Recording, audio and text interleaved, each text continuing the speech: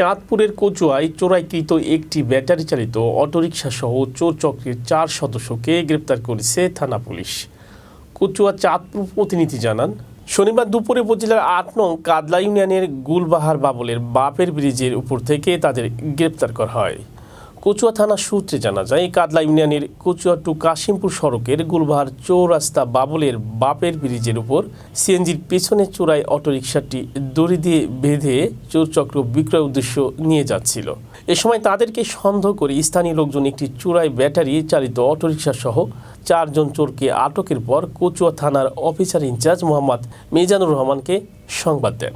সংবাদ পেয়ে কচুয়া থানার অফিসার ইনচার্জ মোহাম্মদ মিজানুর রহমান আইনগত ব্যবস্থা গ্রহণের জন্য এসআই যশমন্ত মজুমদারকে সঙ্গীয় ফোর্স নিয়ে ঘটনাস্থলে পাঠান।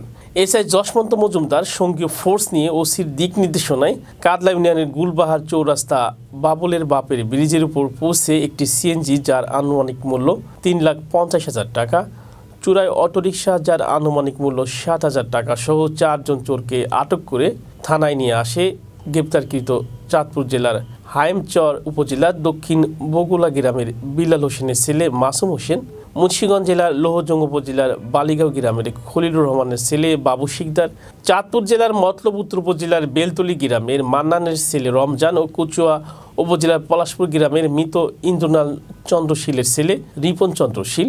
গ্রেপ্তারকৃত আসামির বিরুদ্ধে কচুয়া থানায় মামলা দিয়ে চাঁদপুর বিজ্ঞ আদালতে প্রেরণ করে।